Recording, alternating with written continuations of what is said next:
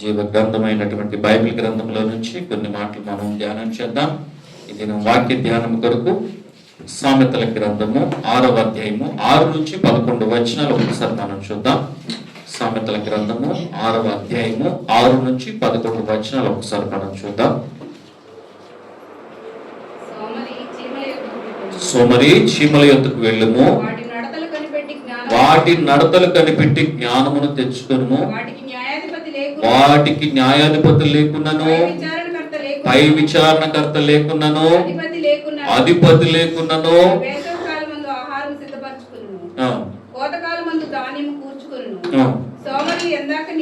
సోమరి ఎందాక నీవు పండుకొని ఎందుకు, ఎప్పుడు నిద్ర లేచదు, ఇంకా కొంచెము నిద్రించదునని, కొంచెము కొనికెదనని, కొంచెము సేపు చేతులు ముడుచుకొని పొరుండదనని నీవనుచుందుకు. అందుచేత దోపిడిగాడు వచ్చినట్లు దారిద్ర్యముని యొద్దకు వచ్చును, ఆయుధదారుడు వచ్చినట్లు లేవిని యొద్దకు వచ్చును. దేవుడు తన పరిశుద్ధ వాక్యాన్ని మన వెనుకల్లో దీవించును గాక. ఆమేన్. చదవబడినటువంటి వాక్య భాగం మనం చూసినట్లయితే ఎవరు రాశారు సామెతల గ్రంథాన్ని? జ్ఞాని అయినటువంటి సొలొమోను, రాజు అయినటువంటి సొలొమోను రాసినటువంటి సామెతల గ్రంథంలో మరి అందరికీ తగినటువంటి వాక్య భాగాన్ని ఆయన అందించాడు. ప్రతి ఒక్కరికి, యవనస్తులకు తగింది ఉంటుంది, బాలుడికి తగింది ఉంటుంది, మరి భార్య ఎలా ఉండాలి, భర్త ఎలా ఉండాలి, ఇవన్నీ కూడా ఒక కుటుంబ వ్యవస్థ ఎలా ఉండాలి, వీటన్నిటి గురించి చెప్తా సోమరిపోతుల గురించి ఇక్కడ మాట్లాడుతూ ఉన్నాడు. ఓకే, సోమరికి ఏమైనా సజెషన్ ఇస్తున్నాడంటే, సోమరి చీమల యొద్దకు వెళ్ళుము, వాటి నడతలను కనిపెట్టి జ్ఞానము తెచ్చుకొనుము. ఇక్కడ సోమరి తెలుగులో ఇంగ్లీష్ లో దీన్ని ఏమని రాస్తారంటే స్లగ్గడ్ అని ఉంటుంది. స్లగ్గడ్, లేజీ ఫీల్ అని కాకుండా స్లగ్గడ్. ఓకే, దీనికి చిన్న లైట్ డిఫరెన్స్. అసలు ఏంటంటే మనం చూసినట్లయితే చురుకు లేని వాడంట. బైబిల్ గ్రంథంలో ఎవరి గురించి రాస్తా ఉన్నాడు? చురుకు లేదు. సోమరిపోతాడంటే వాళ్ళు ఉండే లక్షణాలు ఏంటంటే చురుకు ఉండదని. ఓకే, అంటే యాక్టివ్నెస్ ఉండదు. రెండోది ఏంటంటే బద్ధకస్తు. రెండోది ఏంటిది?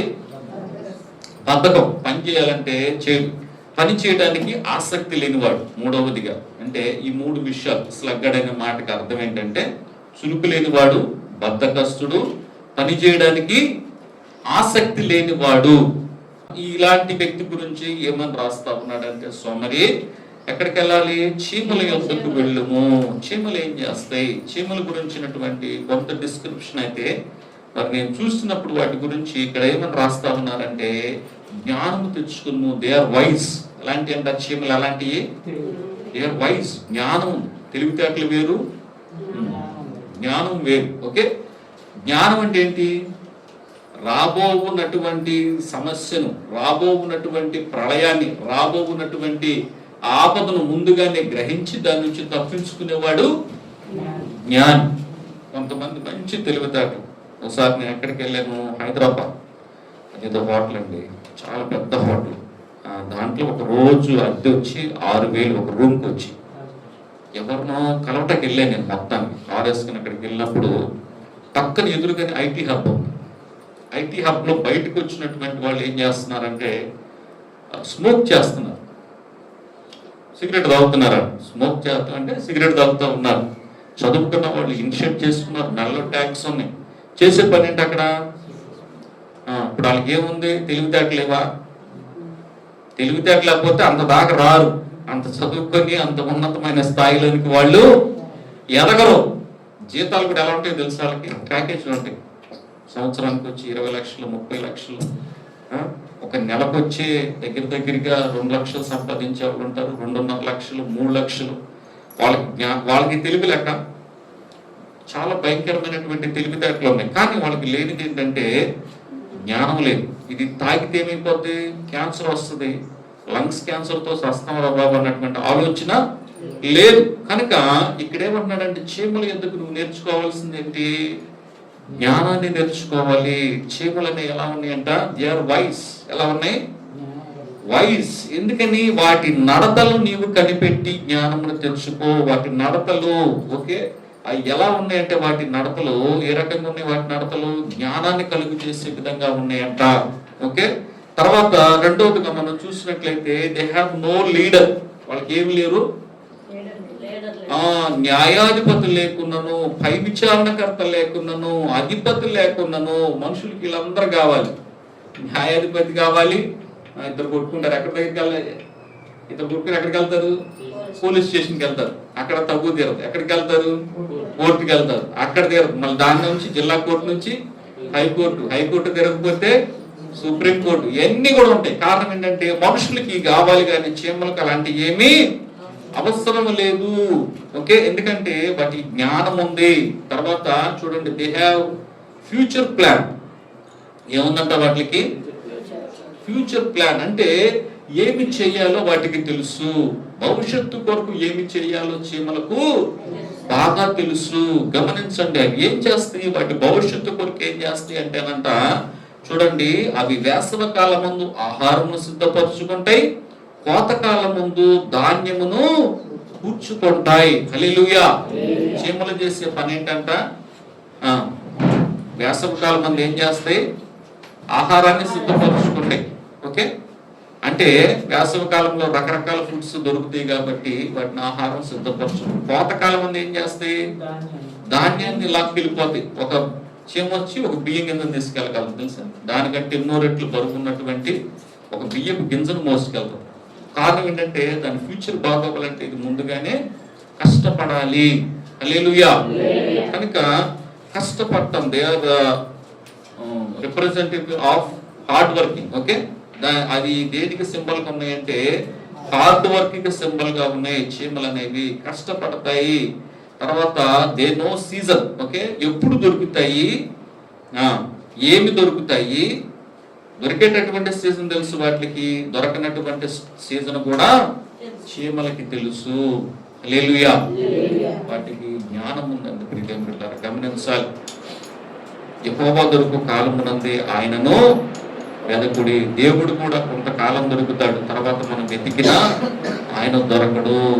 కనుక అలాంటి ఏ కాలంలో ఏం దొరుకుతాయో మనము తెలుసుకోవాలి, ఏమి సమకూర్చుకోవాలి మానవులుగా. ఎందుకంటే God design people to work. దేని కొరకు తయారు చేసాడంట మనిషిని, పని చేసుకోవడానికి. ఆది కాండంలో చూసినట్లయితే ఏమంటాడు, నీవు కష్టించి కష్టపడి చెమటోర్చి నువ్వు ఆహారాన్ని సంపాదించుకుంటావు. మనిషికి 2 చేతులు ఉంటాయి. ఓకే, వాటితో గ్రిప్పింగ్ ఉంటుంది.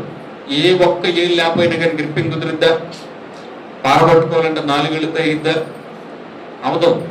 లారీ తోలాలంటే 4 ఏళ్ళతో అయిద్దా? అవదు. ఖచ్చితంగా 5 ఏళ్ళు. ఎందుకంటే మనిషి యొక్క బాడీ అనేది డిజైన్ చేయబడింది కష్టపడటానికి, వర్క్ చేయడానికి, సంపాదించడానికి. ఓకే, కనుక ఇవన్నీ కూడా దేవుడు మనిషికి ఏమి ఇచ్చాడు, జ్ఞానం ఇచ్చాడు, తెలివితేటలు కూడా అనుగ్రహించారు. కనుక కానీ మనుషులు ఏం చేస్తున్నారంటే ఈ జ్ఞానాన్ని అజ్ఞానంగా మార్చుకుంటున్నారు. కష్టపడాల్సినటువంటి టైంలో వాళ్ళు కష్టపడటం లేదు. కనుక ప్రతి వ్యక్తికి ఏముండాలంట, స్ట్రాటజీ ఉండాలి. హల్లెలూయా. ఒక ప్లానింగ్ ఉండాలి. మనుషులుగా ఈ లోకంలో దేవుడు మనల్ని జన్మింపజేశాడు.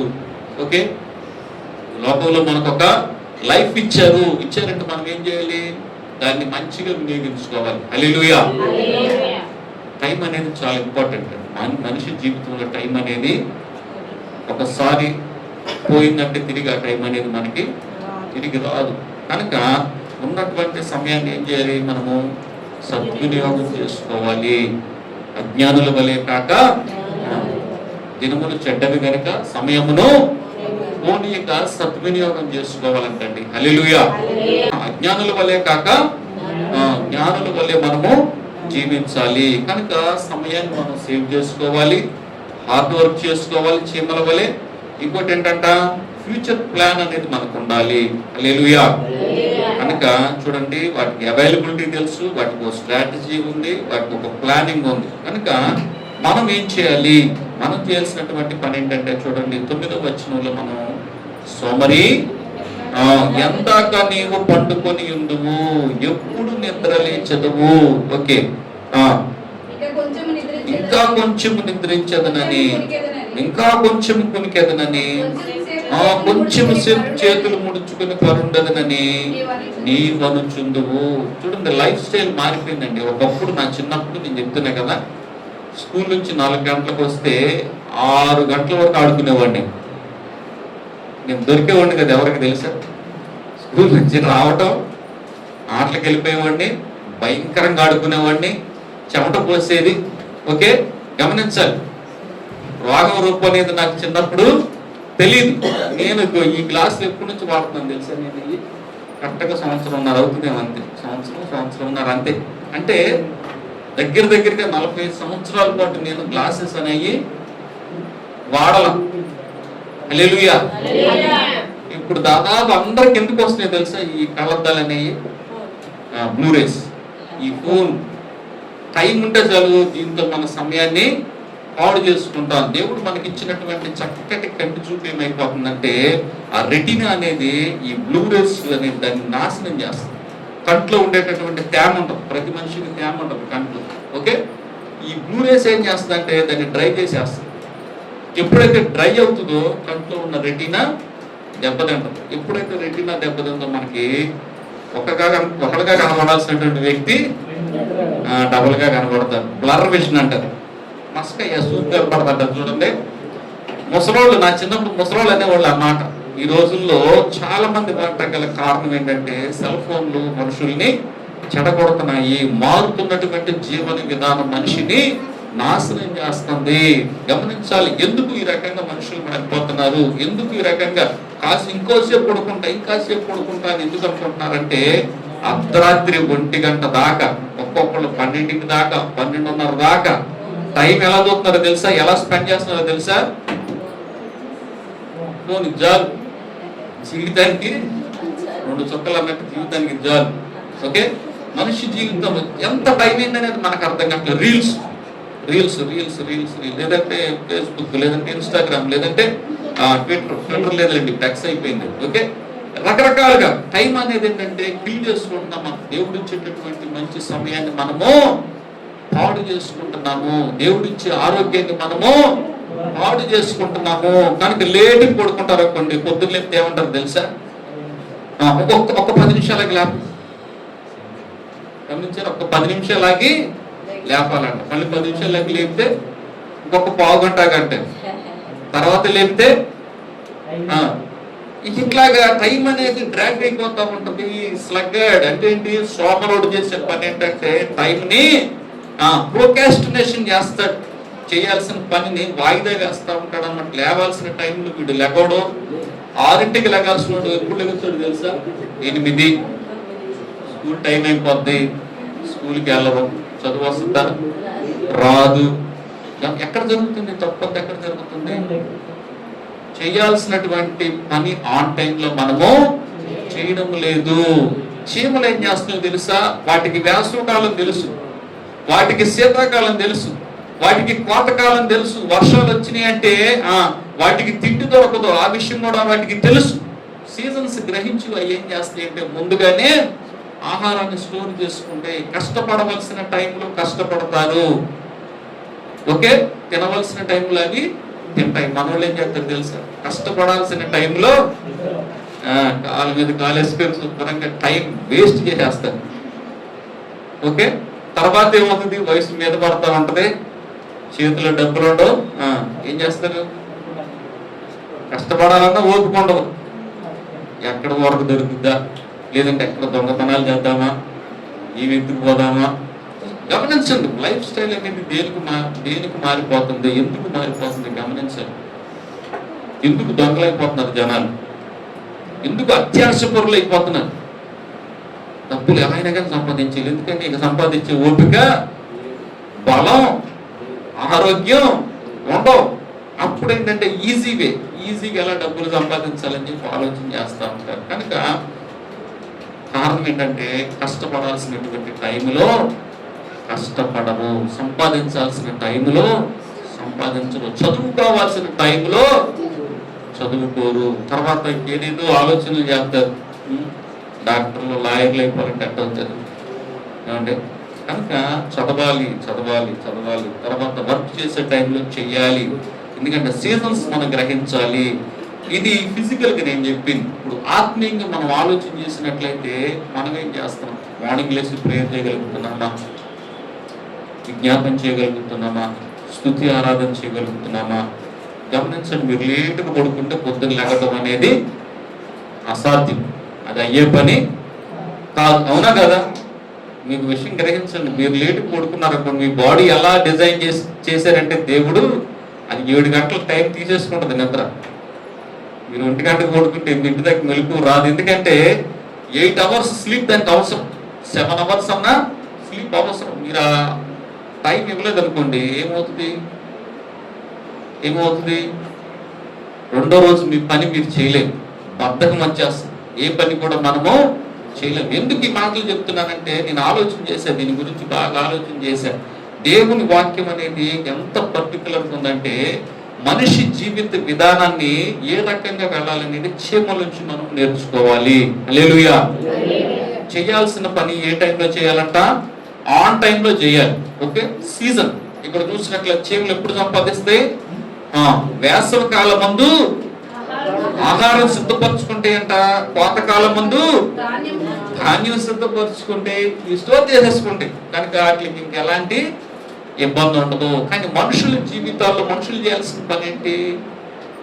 వెతకాల్సిన టైంలో దేవుడిని వెతకాలి. చూడండి, మార్కు సువార్త 1:35 ఏముంది ఒక్కసారి చూడండి. మార్కు సువార్త 1వ అధ్యాయము 35వ వచనం.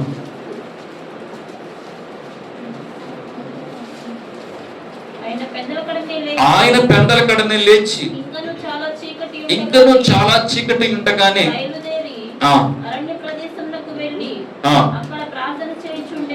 అక్కడ ప్రార్థన చేయుచుండెను. గమనించారా? ఏం చేస్తున్నారంట ఆయన? పెందల కడ లేచి ఇంకను చీకటి ఉండగానే ఆయన చేసినటువంటి పని ఏంటంటే ప్రార్థన చేస్తూ ఉన్నారు. ఓకేనా? కనుక మనం చేయాల్సినటువంటి పని ఏంటో తెలుసా? ఫస్ట్ ఆఫ్ ఆల్ మనం చేయాల్సిన పని ఏంటంటే ప్రార్థన చేయాలి. డే ఎలా స్టార్ట్ చేయాలి? ప్రార్థన స్టార్ట్ చేయాలి. ప్రార్థనతోటి స్టార్ట్ చేయాలి. ఓకేనా? నువ్వు చేయాల్సిన పనులన్నీ ఎవరికి అప్పచెప్పాలంట?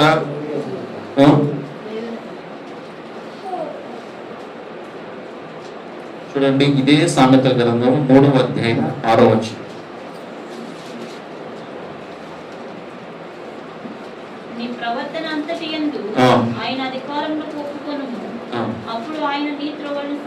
అప్పుడు ఆయన నీ త్రోవలను సరళము చేయును. You have to submit your self before God. నీ ప్రవర్తన అంతటి ఎవరికి అధికారం ఇవ్వాలి? ఉదయాన్నే లేచి, ప్రభువా నా జీవితాన్ని నీ చేతుల్లో పెడుతున్నాను. హల్లెలూయా. ఎంతమంది పెడుతున్నారు చెప్పండి? రోజు ఎంతమంది పెడుతున్నారు? ప్రభువా నా జీవితాన్ని నీ హస్తాల్లో పెడుతూ ఉన్నాను, నా కుటుంబాన్ని నీ హస్తాల్లో పెడుతూ ఉన్నాను, నా బిడ్డల్ని నీ హస్తాల్లో పెడుతూ ఉన్నా, భర్తని, నా భార్యను అయా నీ హస్తాల్లో పెడుతూ ఉన్నాను. ఆయన నీ ప్రవర్తన అంతటి ఎందుకు దేవునికి కనుక నువ్వు అధికారం ఇచ్చినట్లయితే ఆయన ఏం చేస్తారు తెలుసా? ఆయన ఏం చేస్తారు? అప్పుడు నీ త్రోవలను ఆయన సరళం చేయును. ప్రతి మనిషికి బ్లాకేజెస్ ఉంటాయి. ఎన్నో అనుకుంటాం కానీ చేయలేం. కారణం ఏంటో తెలుసా? నువ్వు అనుకుంటావు కానీ చేయకపోవటం గల కారణం ఏంటంటే చీకటి శక్తులు పనిచేస్తాయి ప్రతి మనిషి మీద. హల్లెలూయా. ఏం పనిచేస్తాయి? చీకటి శక్తులు పనిచేస్తాయి. నువ్వు అనుకున్న పనులు సక్రమంగా చేయలేవు. నాశనం చేయటం అనేది సైతాను యొక్క లక్ష్యము. దొంగ దేనికి వస్తాడంట? చూడండి, దొంగతనం చేయడానికి, నాశనం చేయడానికి. చూడండి, యోహాను సువార్త 10వ అధ్యాయము. దొంగ దేనికి వస్తాడనేది మనం స్పష్టంగా చూద్దాం. రిఫరెన్స్ చెప్పండి ఒకసారి. రిఫరెన్స్ 10:10. ఓకే, చూడండి. దొంగతనమును, హత్యను, నాశనమును చేటుకు వచ్చును గాని మరి దేనికి రాడు. గొర్రెలకు జీవము కలుగుటకు, అది సమృద్ధిగా కలుగుటకు నేను వచ్చిందని మీతో నిశ్చయముగా చెప్పుచున్నాను. అపవాదిగాడు దేనికి వస్తాడంటే నీ దగ్గరికి నీ ఆత్మను దొంగిలించడానికి వస్తాడు. దేనికి వస్తాడో తెలుసా? హత్య చేయడానికి వస్తాడు. దేనికి వస్తాడో తెలుసా? నాశనం చేయడానికి. అంత బాగున్న వ్యవస్థను నాశనం చేస్తాడు. గమనించాలి. మీరు చదువుకుంటుంటే చదువులు నాశనం చేస్తాడు. కుటుంబంలోకి వస్తే కుటుంబాన్ని నాశనం చేస్తాడు. బాగున్న ఆర్థిక వ్యవస్థను నాశనం చేస్తాడు. బాగున్న ఆరోగ్యాన్ని నాశనం చేస్తాడు. వాడు వచ్చేది దేనికంటే నాశనం కలుగు చేయడానికి. ఓకే, కనుక మనం ఏం చేయాలంట? దేవుని మీద ఆధారపడాలి. ఆధారపడితే ఆయన ఏమిస్తాడు తెలుసా? నీకు నిత్య జీవాన్ని కలుగు చేస్తాడు. హల్లెలూయా, హల్లెలూయా. జీవము కలుగుటకును, అది కూడా ఎలా అంట? సమృద్ధిగా కలుగుటకు ఆయన ఈ లోకానికి వచ్చాడు. మన దగ్గరికి ఎందుకు వచ్చారు ఆయన? యేసుక్రీస్తు వారంటే నీకు జీవం కలుగు చేయడానికి ఆయన ఈ లోకానికి వచ్చారు. మనం వెతకాల్సింది ఏంటో తెలుసా? ఉదయాన్ని నేను సంపాదించుకోవాలి తెలుసా? మీకు నిద్ర వచ్చినా కానీ, చలున్నా కానీ, ఎండున్నా వారున్నా, మీరు ప్రార్థన ఏం చేసుకోవాలంటే ఒక హ్యాబిట్లో చేసుకోవాలి. హల్లెలూయా. నాకు చాలా నిద్ర వచ్చింది, చెప్తాను కదా, నేను చాలా నిద్ర వచ్చింది. కానీ ముందు మోకాళ్ళు వేస్తాం, తర్వాత ప్రేయర్ చేసుకుని. కానీ ప్రార్థన లేకపోతే మనం ఏది కూడా చేయలేము. కారణం ఏంటంటే మన యొక్క జీవితాన్ని ఎవరికి సబ్మిట్ చేయాలి? You have to submit your self to God. దేవునికి మనము సమర్పించుకున్నట్లయితే నీ త్రోవను సరళం చేస్తాడు. హల్లెలూయా, హల్లెలూయా. నీకు విజయాన్ని కలుగు చేస్తాడు. నువ్వు చేసే ప్రతి పనిలో నీకు సంపదను ఆయన కలుగు చేస్తాడు. నీకు ఆత్మీయత ఇస్తాడు, విజయాన్ని కలుగు చేస్తాడు. ఏది జయించలేవో వాటి మీద ఆయన నీకు అధికారాన్ని ఇస్తాడు. వాటి మీద దురాత్మలకు బాధ పెడుతుంటే వాటికి నీ మీద అధికారం ఇస్తాడు. ఇంకేం కావాలి నీకు చెప్పండి? దురాత్మలను బాధ పెడుతుంటే వాటి మీద నీకు అధికారం ఉంటుంది. అంటే నువ్వు వాటిని బంధిస్తే అవి బంధించబడతాయి. హల్లెలూయా. అప్పుల్లో ఉంటే వాటి మీద నీకు విజయాన్ని ఇస్తాడు దేవుడు. అవన్నీ కూడా దేవుడు తీర్చేస్తాడు. కానీ నువ్వు చేయాల్సిన పని ఏంటంటే you have to submit your self to God. దేవునికి నిన్ను నువ్వు సమర్పించుకోవాలి. నీ ప్రవర్తన మీద, నీ కుటుంబం మీద, నీ జీవితం మీద ఆయనకి అధికారాన్ని ఇవ్వాలి. చూడండి, గమనించండి. తర్వాత అంట 10వ వచనంలో సామెతలు 6:10 చూడండి. ఇంకా కొంచెం నిద్రించదనని, ఇంకా కొంచెం కునికెదనని, చేతులు ముడుచుకుని పరుండదనని నీవనుచుందువు. అందుచేత దోపిడిగాడు వచ్చినట్లు దారిద్ర్యము నీ యొద్దకు వచ్చును, ఆయుధదారుడు వచ్చినట్లు లేమి నీ యొద్దకు వచ్చును. సరే, కనుక మనం చేయాల్సిన పని ఏంటి? పడుకోవడం అనేది చాలా ఈజీ. సోమరిపోతుగా ఉండటం అనేది చాలా చాలా ఈజీ. కష్టపడాలా దానికి ఏమన్నా? ఒకసారి అంటే ఒక పోటీ పెట్టారంటండి ప్రపంచంలో. ఎవడ బద్ధకస్తుడో ఒక పోటీ పెట్టారు. కొంతమందిని తీసుకొచ్చాక నలుగురిని కూర్చోబెట్టారంట. మంచి తక మెరిసిపోతున్న ఒక ప్రైజ్ పెట్టి, దీన్ని ఎవరైతే తీసుకుంటారో వాడు విన్నర్రా. ఏంటిది ప్రైజ్? ఏంటి? సోమపోతులు అన్నారు కదా, నలుగురు వచ్చారు. ఈ నలుగురులో ఎవడొచ్చి దీన్ని తీసుకుంటాడో వాడు winner. Winner winner chicken dinner. Okay, సరే. ఒకడు పాప్కార్న్ వేసుకుంటూ వచ్చి పట్టుకున్నాడంట.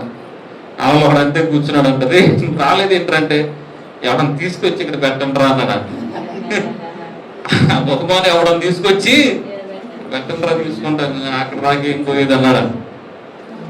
ఈడేరా విన్నరా అన్నాడంట. చూసారా ఇప్పుడు ఎవరైతే విన్నరు?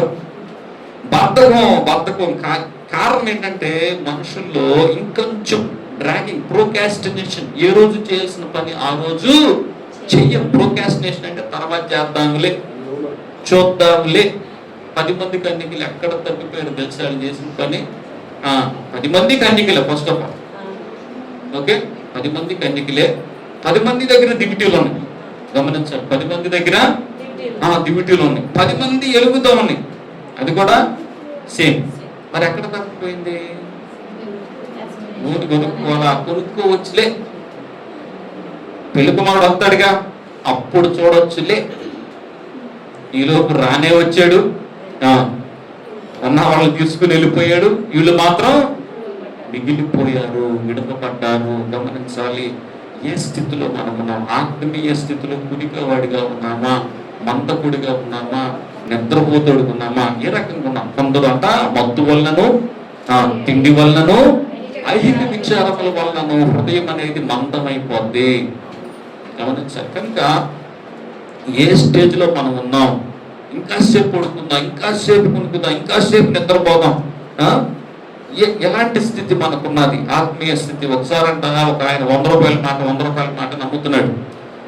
ఓకే, రోడ్డు మీద ఏమమ్ముతున్నాడు? ₹100 ₹100 మాట ₹100 మాట అంటాడు. ఏంట్రా ₹100 మన వాళ్ళకి తెలిసి ఎలా మీరంటే నాకు కొంచెం పెట్టి అన్నాడంటే ఎలా మీరంటే నాకు కొద్దిగా అసలు ఏంటో తెలియదు, నాకు కొద్దిగా పెట్టాను మన వాళ్ళు అట్లా అంటాడు. సరే ఈ కుర్రోడు వెళ్తున్నాడు, ₹100 మాట అనగానే ఇదేదో ₹100 అని చెప్పి ముందు ఆ డబ్బులు ఇచ్చేసేసి ఆ కవర్ కొనుక్కున్నాడు. ఇదేమన్నాడు తెలుసా, ఇక్కడ చదవకూడదు, కొంచెం దూరం వెళ్ళి చదవాలన్నాడు అంట. ఓకే, ₹100 మాట తర్వాత వెళ్ళి చదువుదాములే అనుకున్నాడు. ఇంతకీ జరిగిన సిచ్యువేషన్ ఏంటంటే, వాళ్ళకి పొలం ఉంది, పొలం అంతా కోతంతా కోసేసారు, ఆ పంట అంతా దిక్కులు పెట్టారు. తండ్రి ఏం చెప్పాడంటే, వెళ్ళి దాని మీద పట్టాలు కప్పిరారా, వర్షం పడద్దేమో తడిసిపోద్దేమో అని చెప్పాడు. ఈ కొడుకు అక్కడ దాకా వెళ్ళి ఆకాశం కేసి చూశాడు, బాగానే ఉందగా, వానెందుకు పడింది, నాన్నకి పిచ్చి కాకపోతే అనుకుని వచ్చేస్తా ఉండగా ఈ అమ్ముతున్నాడు ₹100 మాట. సరే కొనుక్కున్నాడు. కొంచెం దూరం వెళ్ళిన తర్వాత కవర్ తీసి మన వాళ్ళకి అసలు ఆత్రం ఆగదుగా చూశాడు. చూసిన తర్వాత ఏ రోజు పని ఆ రోజే చెయ్యనున్నట్టు. బాబు ₹100 పోయినాయి కదరా అనుకున్నాడు. సరే కొన్నాగా ఎటు, నాన్న కూడా చెప్పింది అదేగా, వాన రాపోయినా తప్పదని చెప్పేసి ఆ పంట దగ్గరికి వెళ్ళి ఆ టార్పాలిన్తో మొత్తం కప్పేసేసి అవన్నీ కట్టలు కట్టేసేసి బండి వేసుకుని తిరిగి ఇంటికి వెళ్తా ఉండగా బాగా జోరుగా వాన పడింది అంటండి. ఏమైంది, వాన పడింది. వాన పడటం వల్ల టార్పాలిన్ వేయటం వల్ల ఇతని పంట ఆడైపోవాలి. బాగానే ఉంది. ఎవరిని కొంటారో తడిసిపోయిన పంట కొంటారా అంజలి గారు? కొంటాము అసలు మనం? పని చేస్తుంది, అది పని చేయదు. కనుక ఇతను చేసిన పనికి ఆ ₹100 మాట ఏంటంటే, ఏ రోజు పని చేసాడు, ₹1000 సేవ్ అయినాయి. అదే మాట వినుకోకుండా వచ్చి ఆ రోజు పని చేయకోకుండా రెండో రోజు వచ్చుంటే ఏమన్నా ప్రయోజనం ఉండేదా? లేదు. కొన్ని పనులు ఏంటంటే ఏ రోజు పని ఆ రోజే చెయ్యాలి. ఓకేనా? చదవాల్సిన టైంలో చదవాలి. చదవాల్సిన టైంలో ఫోన్లు, గేములు ఎన్ని పట్టుకుంటే ఏమవుతుంది, జీవితం వేస్ట్ అయిపోతుంది. పోయిన టైం వెనక్కి వస్తుందా? అబ్బా అప్పుడు ఎగ్జామ్స్లో కొంచెం బాగా కష్టపడి నాకు 400 వచ్చాయి కదా, మళ్ళీ తిరిగి 400 తెచ్చుకోగలదు వెనక్కి వెళ్ళి? నీ వల్ల కాదు. టైం ఉంది, కష్టపడాలంటే చదువుకోవాల్సిన టైంలో చదువుకుంటే నీకేమొస్తుంది, జ్ఞానం వస్తుంది, నీకు భవిష్యత్తు ఉంటుంది. అదే గమనించుకోవాలి. ఇక్కడ చూడండి, వేసవ కాలం ఉందంట ఆహారం దొరుకుతుంది, కోతకాలం ముందు ధాన్యము దొరుకుతుంది. దానికి తెలుసు ఏ సీజన్లో ఏం దొరుకుతుంది. దానికి ఒక స్ట్రాటజీ ఉంది, ఒక ప్లానింగ్ ఉంది.